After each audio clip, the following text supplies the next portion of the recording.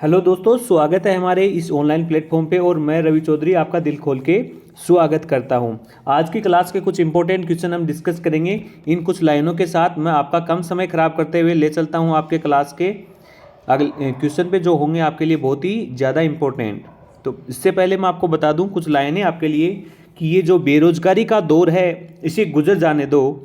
अरे ये बेरोजगारी का दौर है, इसे गुजर जाने दो, फिर बताएंगे कि कीमत क्या है मेरी।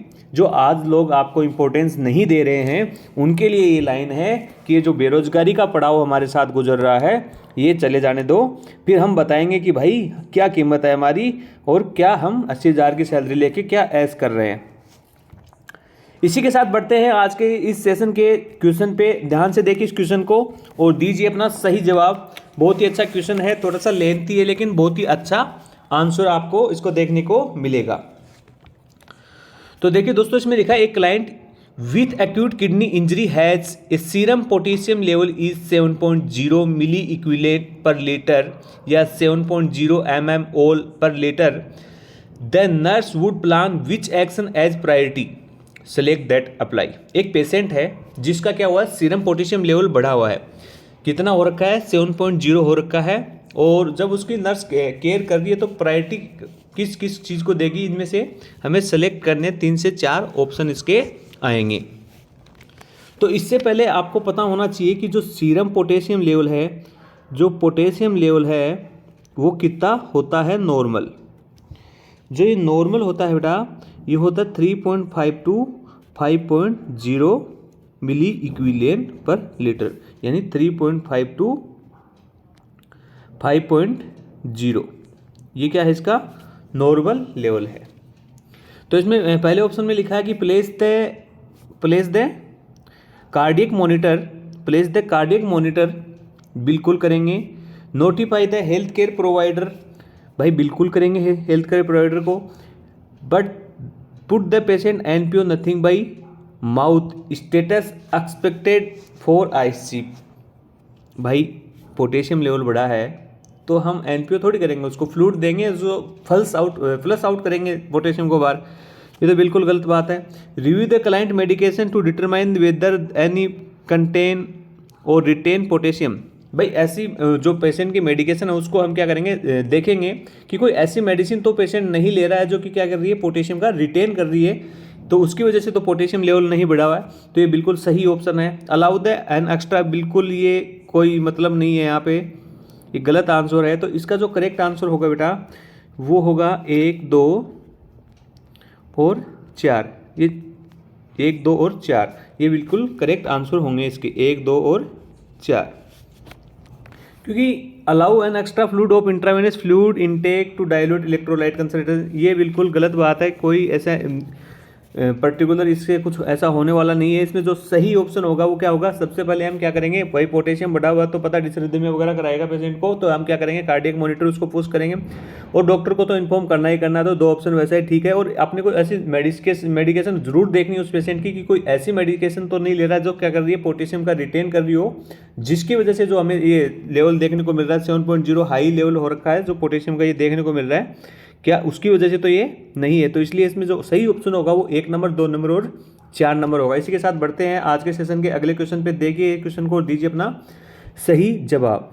इसमें लिखा है client arrived at the emergency department with the complaint of low abdominal pain and hematuria. The client is febrile. The next assess the client to determine a history of which condition. भाई एक patient है जो emergency में आया है जिसको क्या है, लोअर एब्डोमिनल पेन है, हेमिचूरिया है, लेकिन उसको बुखार नहीं है। एफेब्राइल का मतलब होता है फीवर का प्रेजेंट नहीं होना। फीवर क्या नहीं है, प्रेजेंट नहीं है, नेगेटिव है फीवर, ठीक है जी। तो ये क्या पॉलीनेफ्राइटिस है, क्या ये ग्लोमेरुलोनेफ्राइटिस है, या ये recent trauma to the bladder or abdomen है, या ये रीनल कैंसर? बताइए सही आंसर क्या होगा इसका। सही आंसर आपको देखना है और सही आंसर देना है बिल्कुल। भाई पॉलीनेफ्राइटिस से हेमिचूरिया वगैरह थोड़ी होता है। तो सीधा सा जवाब है कि recent trauma to the bladder or abdomen. कोई ऐसा ट्रॉमा है जो ब्लैडर या ट्रॉमा एब्डोमेन पे हुआ है जिसकी वजह से ये चीज़ें हमें देखने को मिलती है। ये आइटिस का मतलब क्या होता है हमेशा, आइटिस का मतलब क्या होता है हमेशा, इन्फ्लामेशन। अगर ये इन्फ्लामेशन शो करता तो सबसे पहले क्या आता, ए फेब्राइल की जगह फेब्राइल आता। भाई इन्फ्लामेशन होगा तो फीवर आएगा ना, बॉडी टेम्परेचर क्या होगा, इंक्रीज होगा। तो ये चीज़ यहाँ पे नहीं देखने को मिल रही, तो इसलिए सही आंसर इसका जो है answer number 3 will be the correct answer. ये चीज़ें यहाँ पे नहीं है, तो क्या है कि कोई ऐसा ट्रॉमा हुआ ब्लेडरी एब्डोमेन पे जिसकी वजह से क्या हो रहा है, हेमिचूरिया और लोअर एब्डोमेन पेल देखने को मिल रहा है। इसी के साथ बढ़ते हैं आज के सेशन के अगले क्वेश्चन पे। देखिए इस क्वेश्चन को और दीजिए अपना सही जवाब। इसमें लिखा है the nurse discuss the plan for future treatment option with a client symptomatic polycystic kidney disease. Polycystic का मतलब बहुत सारी सिस्ट, पॉलीसाइटिक का मतलब होता है बहुत सारी सिस्ट क्या है, किडनी डिजीज, मतलब कोई ऐसी किडनी में किसी कारणवश से छोटी छोटी सिस्ट बन जाना, मतलब नंबर ऑफ सिस्ट क्या होने ज़्यादा हो जाना, इसको क्या बोलते हैं, polycystic kidney disease. Which treatment would be include the discussion select that apply. भाई ऐसा पेशेंट है तो उसको क्या करना पड़ेगा, क्या उसका हीमोडायलिसिस करेंगे, भाई जिसको सिस्ट बनी हुई है, क्या बनी हुई है, पॉलीसिस्ट बनी हुई है, तो उसका डायलिसिस करके हम ठीक कर सकते हैं क्या पेरिटोनियल डायलिसिस करके हम ठीक कर सकते हैं क्या, जल्दी बताइए। क्या उसका किडनी ट्रांसप्लांट करके हम ठीक कर सकते हैं क्या, जल्दी बताइए। क्या उसका बायलेटरल नेफ्रोक्टोमी कर सकते हैं क्या इंटेंस इम्यूनोसप्रेशन थेरेपी दे सकते हैं क्या। तो बेटा इसमें जो करेंगे सबसे पहले हमें क्या करना पड़ेगा, उसका हीमोडायलाइसिस, क्योंकि जो फिल्टर नहीं हो रहा है फ्लूइड, सबसे पहले तो हमें प्रायोरिटी क्या रहेगी, उस चीज़ को फिल्टर करें ब्लड को, क्योंकि सिस्ट की वजह से वो फिल्टर नहीं हो पा रहा है। दूसरा जो रहेगा अपना, वो क्या करेंगे हम, किडनी ट्रांसप्लांट। और जो तीसरा ऑप्शन रहेगा उसमें रहेगा बायलेटरल, कि जो दोनों किडनियों में वो हो रखी है, सिस्ट हो रखी है, तो उनको क्या कर देंगे, हटा देंगे, नेफ्रेक्टोमी। ये इसका सही जवाब है। तो इसका आंसर 1 नंबर और 3 नंबर और 4 नंबर। आंसर नंबर 1, 3 और 4 will be the correct answer. Answer number 1, 3 and 4 will be the correct answer. 1, 3 और 4 जो हैं इसके करेक्ट आंसर हैं यहाँ पे। बताइए कोई डाउट है क्या इसमें कोई डाउट नहीं है कि भाई देखो सीधी सी बात है कि सिस्ट बनी हुई है किडनी में सिस्ट बनी हुई है तो बराबर फ्लूइड फिल्टर नहीं होगा। इससे सबसे पहले हमें क्या करना पड़ेगा कि भाई उसका डायलिसिस करना पड़ेगा। डायलिसिस करने के बाद हमारी प्रायोरिटी रहेगी किडनी ट्रांसप्लांट करना होगा। किडनी ट्रांसप्लांट क्या कि दोनों, इसमें लिखा हुआ कि दोनों साइड में वो हो रखा है। फ्यूचर हमें मतलब फ्यूचर प्लान ऑफ केयर के बारे में पूछा गया है, तो दोनों नेफ्रेक्टोमी मतलब बायलेटरल नेफ्रेक्टोमी उसकी हम कर देंगे। ये इसका सही जवाब यहाँ पे देखने को मिलेगा। इसी के साथ देखना आज के इस सेशन का धुआंधार question. A client is admitted to the emergency department following a fall from horse and the primary health care provide prescribed insertion of urinary catheter. While preparing for the procedure, the nurse notes the blood at the urinary meters. The nurse would take which action? भाई बहुत ही अच्छा question है, बहुत घुमाया है इस question को, लेकिन पूछा बहुत छोटी सी चीज़ है, प्रायोरिटी वाली चीज़ पूछी है। देखना एक क्लाइंट में बोला कि जो इमरजेंसी डिपार्टमेंट में आया है और वो क्या हुआ, उसकी कंडीशन क्या हुई कि वो किसी घोड़े से गिर गया है। अब क्या किया, डॉक्टर साहब ने बोल दिया कि इसको तो यूरिनरी कैथेटर लगाओ। और जब उसको तैयार कर रहे थे यूरिनरी कैथेटर लगाने के लिए, तब देखा गया कि वहाँ पे यूरिनरी मीटर्स है, उसमें क्या हो रखा है, थोड़ा ब्लड आ रहा है। तो नर्स को क्या करना चाहिए, जल्दी बताइए। बहुत ही आसान आंसर यहाँ पे होगा इसका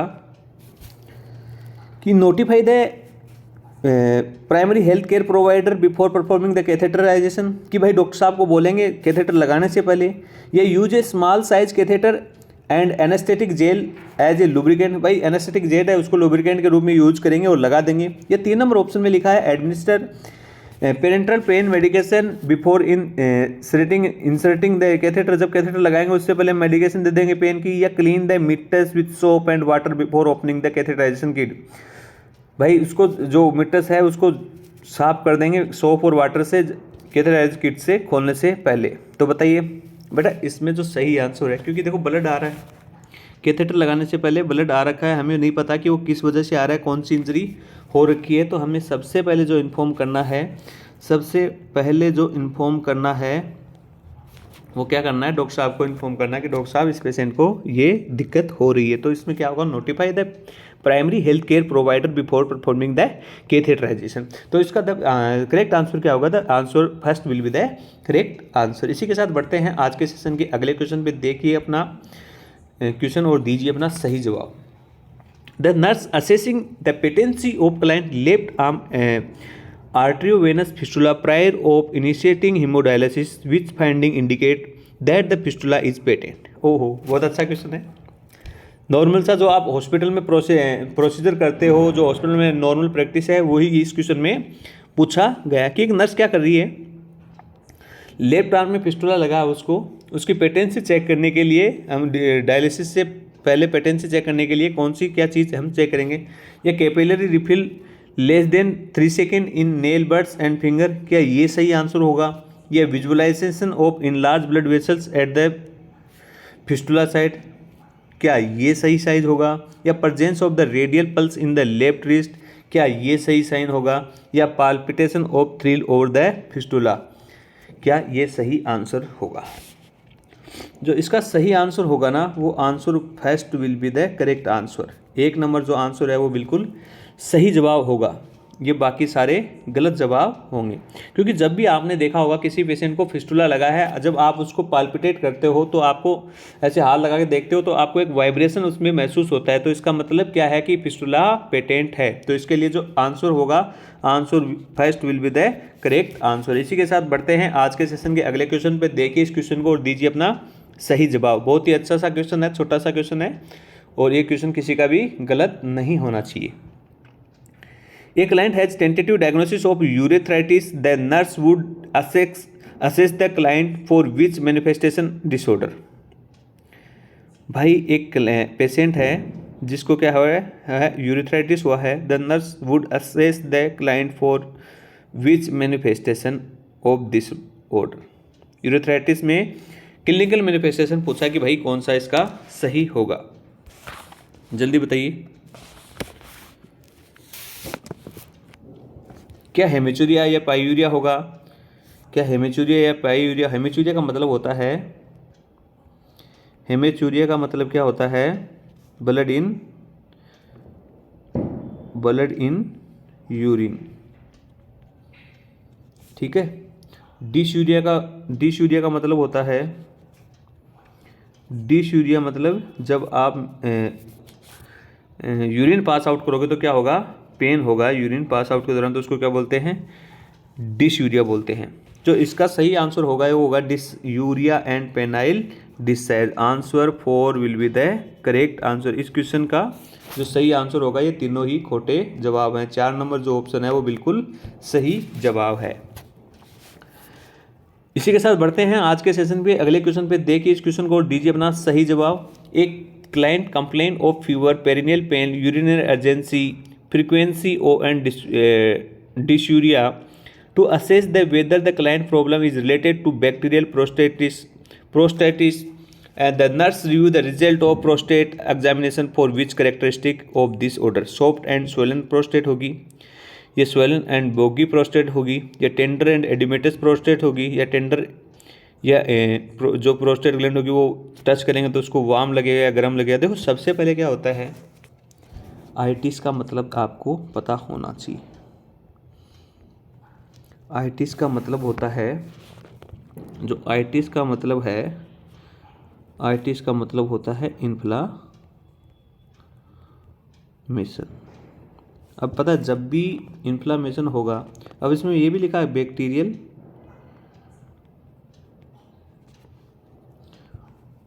प्रोस्टेटिस, यानी प्रोस्टेट ग्लैंड का इन्फ्लामेशन ऑफ प्रोस्टेट ग्लैंड।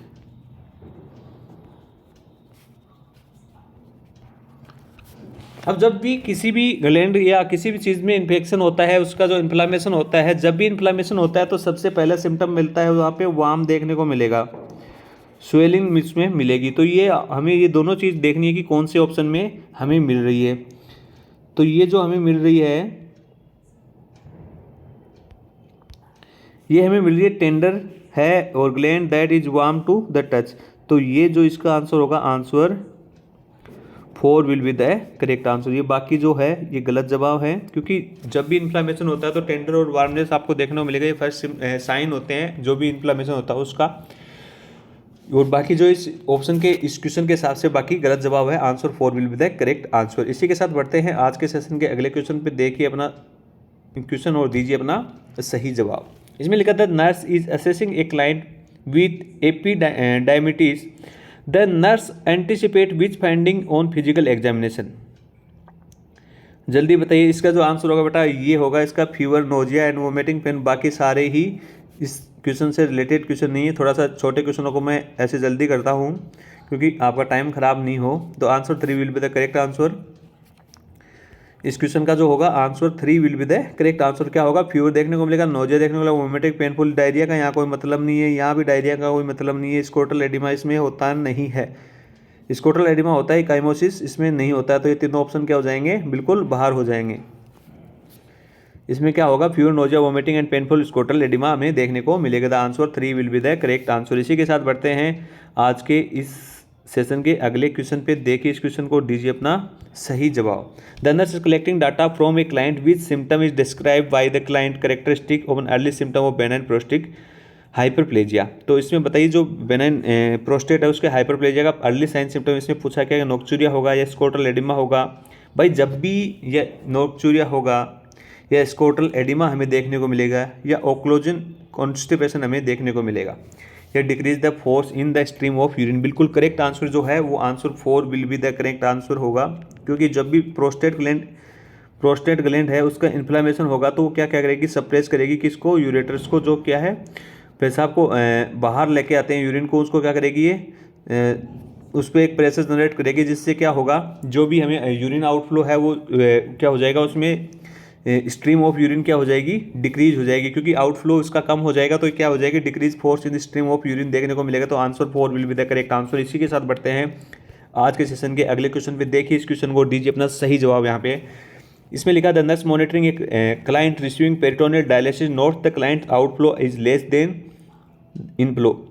एक पेशेंट है जिसको क्या हो रहा है, पेरिटोनियल डायलिसिस हो रहा है, और क्लाइंट को क्या देखा जो आउटफ्लो है वो लेस है किससे, इनफ्लो से। तो हमें क्या क्या इस में चीज़ें देखने को मिलेगी। इसमें पूछा गया है कि किसी पेशेंट का पेरिटोनियल डायलिसिस हो रहा है और जितना फ्लूइड हम पेरिटोनियल डायलिसिस में दे रहे हैं उतना आ नहीं रहा, तो इसमें क्या हमें प्रायोरिटी करना चाहिए। सिलेक्ट दैट अप्लाई का ये क्वेश्चन है, ठीक है। तो बताइए check the level of drainage bag, बिल्कुल करेंगे। Check the level of drainage bag, बिल्कुल करेंगे। Reposition the client to the side, बिल्कुल रिपोजिशन करेंगे। Place the client good body alignment, बिल्कुल करेंगे। Client check the peritoneal dialysis system king, बिल्कुल करेंगे। ये अभी जरूरत नहीं है, ये चीज़ें सारी नहीं हैं, फिर उसके बाद में हम डॉक्टर को बोलेंगे। अगर इनसे लेवल देख रहा है कि भाई कोई ट्यूब है वो मुड़ गई है उसकी वजह से नहीं हो रहा, या हम जैसे पेशेंट को प्रॉपर बॉडी अलाइनमेंट में लाए और फ्लूइड बराबर आ गया, या हमने पोजीशन चेंज की थोड़ी सी मरीज की और फ्लूइड बराबर आ गया, अगर इनकी वजह के बाद भी नहीं हो रहा है आउटफ्लो मेंटेन, तब हम क्या करेंगे, इसको बोलेंगे। इतनी देर नहीं करेंगे। तो इसका जो सही आंसर होगा, answer 1 2 3 4 will be the correct answer. Increase the flow rate, और ये तो बिल्कुल गलत खोटा जवाब है, क्योंकि हमें कोई फायदा नहीं होगा कि आउटफ्लो को हम बढ़ा दें, तो फ्लो रेट को बढ़ा देंगे तो आउटफ्लो बढ़ जाएगा, ऐसा बिल्कुल नहीं है। क्योंकि इसका जो आंसर होगा वो 1 2 3 4, अगर इनसे नहीं हो रहा तो 5 नंबर भी हम इंक्लूड करेंगे, लेकिन इनसे हो रहा है तब तक हमें क्या करना है, यही करना है। तो इसके जो ऊपर वाले 4 हैं वो बिल्कुल सही जवाब है। इसी के साथ बढ़ते हैं अगले क्वेश्चन पे। देखिए इस क्वेश्चन को, दीजिए अपना सही जवाब। इसमें लिखा है haemodialysis client with a left arm fistula is at the risk of arterial steal syndrome, the nurse would as assess the which manifestation of this complication. एक पेशेंट है जिसको क्या किया गया, लेफ्ट आर्म फिस्टुला लगाया गया है, तो उसमें जो आर्टेरियल स्टील सिंड्रोम है उसका क्लिनिकल मैनिफेस्टेशन पूछा है कि क्या होगा भाई।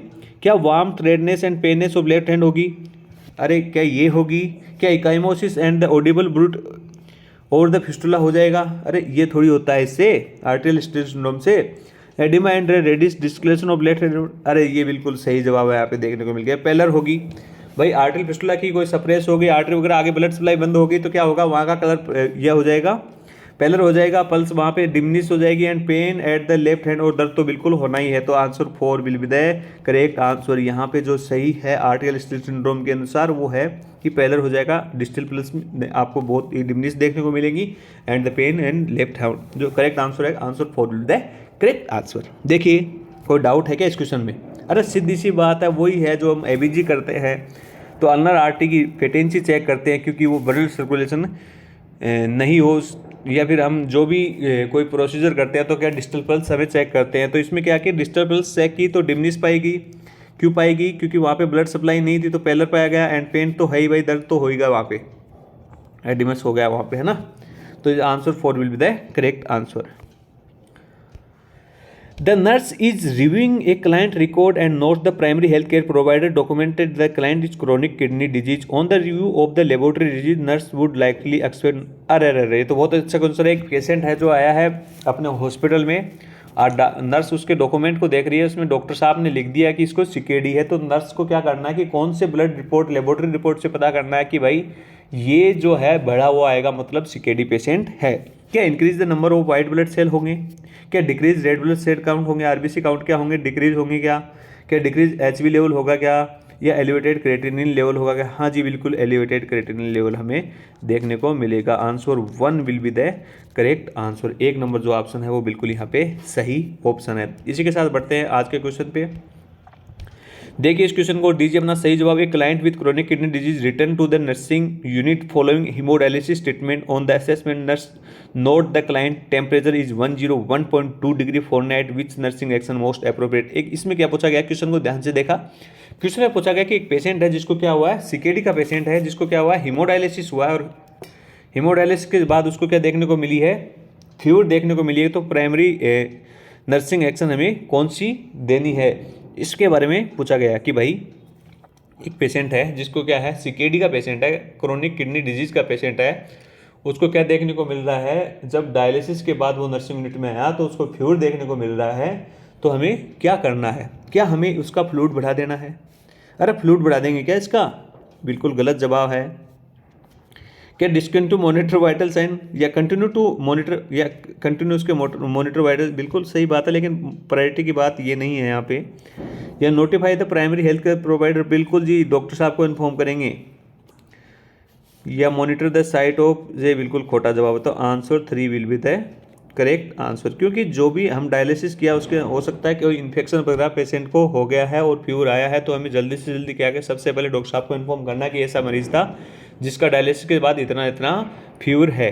ठीक है जी, इसी के साथ बढ़ते हैं आज के अगले क्वेश्चन पे। देखिए इस क्वेश्चन को दीजिए अपना सही जवाब। इसमें लिखा है the nurse is performing and the assessment on a client who has return from the dialysis unit following the haemodialysis and the client is complaining of headache and nausea and extremely restlessness which the nursing priority action। भाई जल्दी बताइए, एक patient है जिसको क्या किया है, return हुआ डायलिसिस से, किससे रिटर्न हुआ है, डायलिसिस से रिटर्न हुआ है, और देखने को मिला उसको क्या मिला कि एक्सेसिव नोजिया, हेडेक, रेस्टलेसनेस।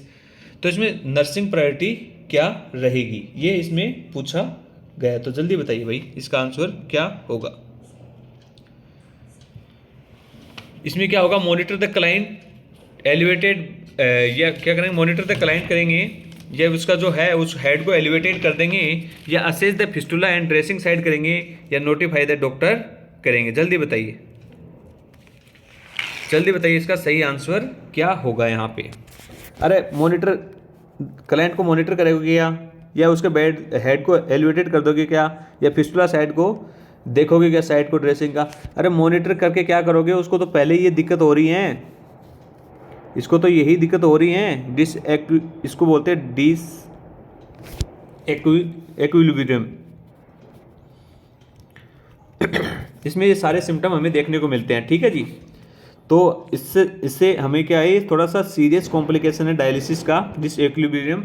तो इसको क्या करना पड़ेगा, हमें सबसे पहले जो भी प्राइमरी हेल्थ केयर प्रोवाइडर है उसको इन्फॉर्म करना पड़ेगा। तो answer 4 will be the correct answer यहाँ पे देखने को मिलेगा। Answer 4 will the correct answer of this question. इसी के साथ बढ़ते हैं हम अगले क्वेश्चन पे। देखिए इस क्वेश्चन को दीजिए अपना सही जवाब। A client with severe back pain and the hematuria found the hydronephrosis due to the urolithiasis. The nurse anticipate that which treatment will be done to relieve the obstruction, select that apply. ठीक है जी, 60 का question है ये भी। अरे एक patient है, उसको क्या हुआ है, हेमिचूरिया और बैक पेन देखने को मिल रहा है और हाइड्रोनेफ्रोसिस भी हो रखा है ड्यू टू किसके लिए, जो यूरोलिथेसिस है, जो पत्थर बने हुए हैं किडनी में, मतलब स्टोन फॉर्मेशन हो रखा है उसकी वजह से। तो इसका सही जवाब क्या होगा? बिल्कुल खोटे जवाब हैं ये तीनों ऊपर वाले। इसमें हम क्या करेंगे, इंसलेशन द नेफ्रोक्टिव ट्यूब में करेंगे और probes the urethral shunt with यूरिथ्रोस्कोपी।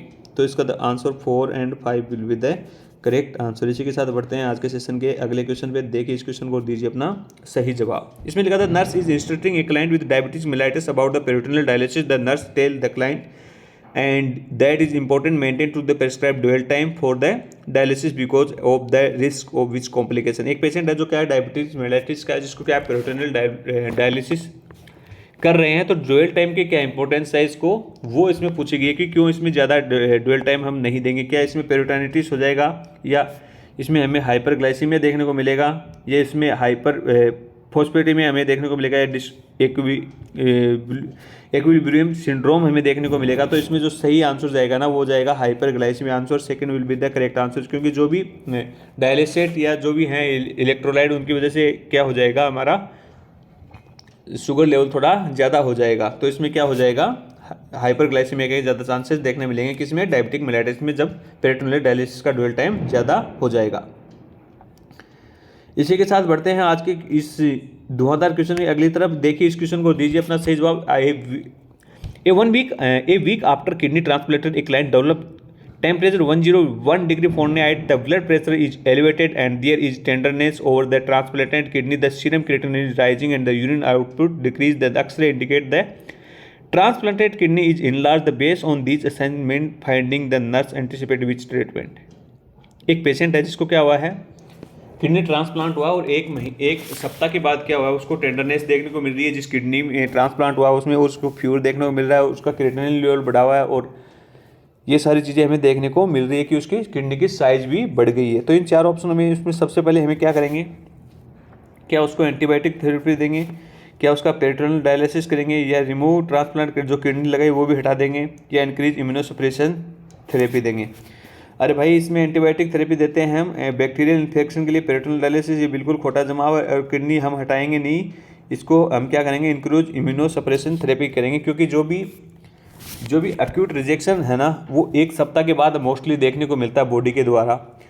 हो कभी भी सकता है, लेकिन मोस्टली जो देखा जाता है वो एक सप्ताह के द्वारा देखा जाता है। तो एक्यूट रिजेक्शन करती है बॉडी, बाहर के जो ऑर्गन है उसके लिए, उसकी वजह से ये सारी चीज़ें हो रही हैं। तो हम क्या करेंगे, इंक्रीज कर देंगे किसको, इम्यूनोसप्रेशन थेरेपी। उसके बाद ये सारा एक्यूट रिजेक्शन कम हो जाएगा और किडनी बिल्कुल सही वर्क करने लगी।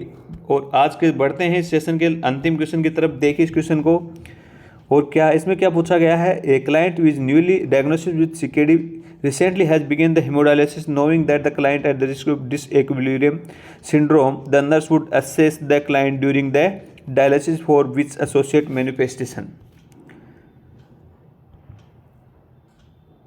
हाँ जी दोस्तों, तो बताइए इस क्वेश्चन में क्या पूछा गया है। एक क्लाइंट है जिसको क्या है, सीकेडी का मरीज है, डायलिसिस उसका स्टार्ट कर दिया है, और क्लाइंट किसकी रिस्क पे है, डिसइक्विलिब्रियम सिंड्रोम की रिस्क पे है। तो उस सिंड्रोम में क्या क्या सिम्टम आते हैं वो इसमें पूछा गया है कि इस सिंड्रोम में हाइपरटेंशन टेकिकार्डिया देखने को मिलता है, या हाइपोटेंशन ब्रेडिकार्डिया देखने को मिलता है, या रेशनल इरिटेटरी एंड जनरल वीकनेस देखने को मिलता है, या हेडेक, या D oriented level of consciousness या ट्विस्टिंग देखने को मिलता है। बिल्कुल सही आंसर इसका 4 होगा। Answer 4 will be the correct answer, क्योंकि जो भी हम डायलिसिस करते हैं उसका रेयर एंड मोस्ट कॉम्प्लिकेशन हमें ये देखने को मिलता है कि डिसइक्विलिब्रियम सिंड्रोम होता है वहाँ पे। क्योंकि जो फास्ट हम रिमूव करते हैं ब्लड को, तो उसमें जो सॉल्वेंट हैं वो जल्दी बाहर आ जाते हैं, और कुछ सॉल्वेंट की वजह से बीबीबी जो होता है ब्लड ब्रेन बैरियर वहाँ भी टूट जाता है, और जो फ्लूइड वगैरह है वो हमें सेरेब्रल एडिमा भी देखने को मिलता है, जिसकी वजह से कॉन्शियसनेस पे भी पेशेंट के फर्क पड़ता है। तो इसमें जो आंसर जाएगा वो answer 4 will be the correct answer. यहाँ पे 4 नंबर का आंसर यहाँ पे देखने को मिलेगा, हेड एक, deteriorating level of consciousness and twisting यहाँ पे देखने को मिलेगा। 4 नंबर का ऑप्शन बिल्कुल सही जवाब यहाँ पे है। इसी के साथ दोस्तों इस क्लास की समाप्त करते हैं। थोड़ी सी लंबी क्लास होगी, थोड़ा फास्ट करने की कोशिश की, लेकिन फिर भी होगी। आशा करता हूँ क्लास आपको अच्छी लगी होगी, और कुछ भी किसी क्वेश्चन में डाउट है तो आप हमारे कमेंट बॉक्स में जाके कमेंट कर सकते हैं। और जैसा कि मैंने आपको पहले भी बताया था कि हमारे ईमेल जो भी अपनी इंस्टाग्राम आईडी है वहाँ पे भी आप मैसेज कर सकते हैं। हम आपकी सेवा में हमेशा उपलब्ध रहेंगे, और धन्यवाद इस क्लास को सपोर्ट करने के लिए।